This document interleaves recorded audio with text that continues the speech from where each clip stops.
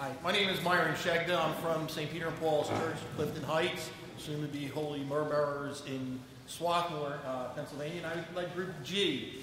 And we used the opportunity to answer those two questions that were posed, and we basically came up with the very number one idea that we can become a parish that's vibrant is to become a welcoming parish.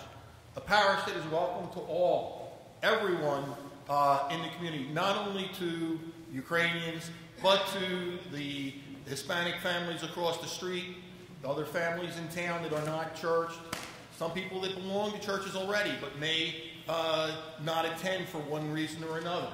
We thought that that was the most important thing for a parish to be vibrant, to make ourselves known out in the community, to let them know that we exist, that we don't just open the doors on Sunday morning before liturgy, 15 minutes before, people file in, and the service is done, the doors are closed, locked up until next Sunday when the whole process repeats itself.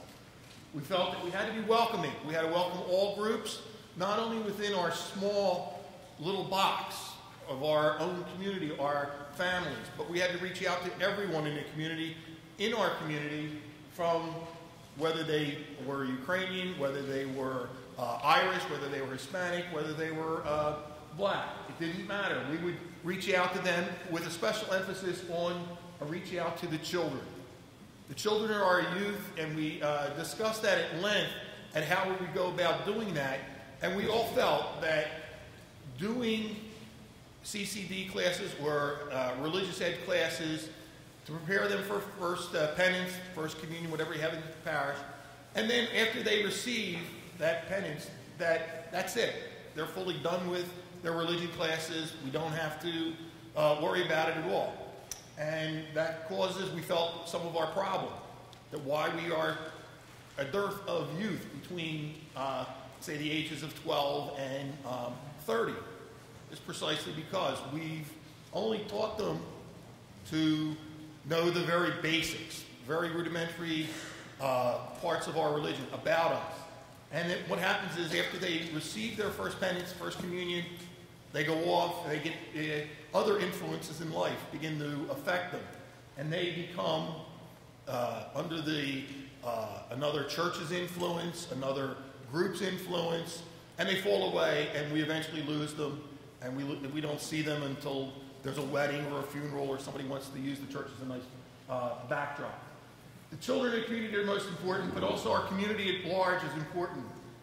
We have to go out and make it known that we are there, that we are supporting everyone in the community, and that the community has different needs, ranging from veteran support groups, Blood Cross drives, Social Security reps using our facilities to come in and help people with Social Security, Alcoholics Anonymous groups, recovery groups, various different groups in our community, because everybody experiences different things.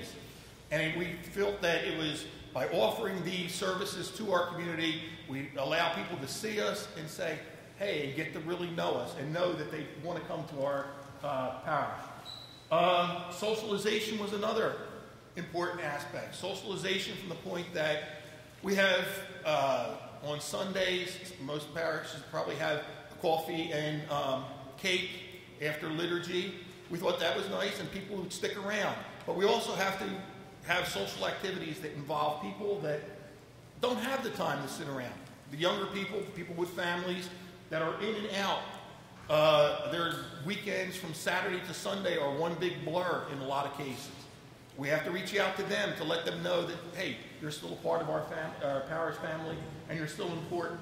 So our socialization efforts should run the range from our people that can hang around and just talk and want to socialize because it's a nice family situation, to those that are running around with baseball games and soccer games and everything else that families do.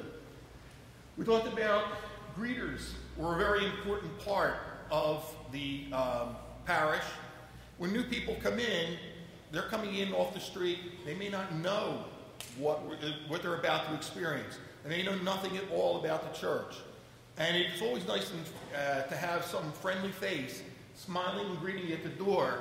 And also we discussed about having some informational little pamphlet or some little blurb of information that we can give to them to explain what they're about to see in church, that they would see that why are people blessing themselves with 3 fingers together and 2 in the palm of the hand? Why is that as opposed to a full hand sign of the cross? We also want to have explanation of why we're using incense in the church, why is the priest fanning the chalice and the bread during the liturgy. They see the different things, something to greet them. And we also thought it was also important, the majority of us thought it was very important for the priest to continue that greeting and to actually say a farewell at the end of the services. That before the doors are closed and it's a cold thing. You close the doors and go on your way.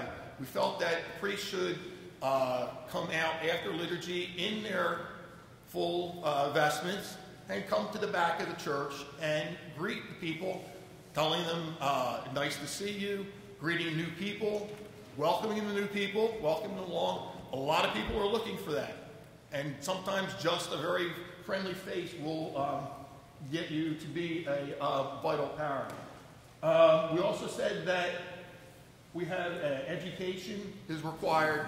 That's a fact. We need educational opportunities for not only our young, the children from preschool age, but we also have to have adult education where we are able to have the people of the parish answer questions that are posed by people coming into the parish. Like, for example, why are some of your priests married? How are you Catholic? And why do you do this or why do you do that? We have to have the classes available for us, and that the people of the parish have opportunities to come in and learn about their church, and maybe even to come in and just learn about something else. We thought was another vitally important thing about education. We talked about religious education, but we also talked about education possibly being something that we use to draw people. For example, we talked about having a computer group meet there to discuss computers, radios, some veterans groups, outreach problems, different problem-solving groups. That's all part of our educational effort. And we also, the final thing that we got to was to use technology to its fullest. Technology being not the printed word anymore necessarily, but the electronic form, where we had the use of the internet and our internet sites. We also wanted to use the social media sites, Facebook, YouTube, and that we could do those from our individual parishes, and we didn't have to wait for someone else to do it. We're in our own little part of the world, and the way we're going to get our word out is through the electronic media. That's the way it's going now.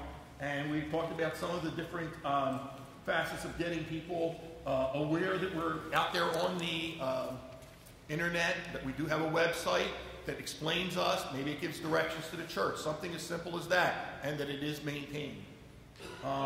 That's pretty much as far as as our answer to having a vibrant parish from route number G.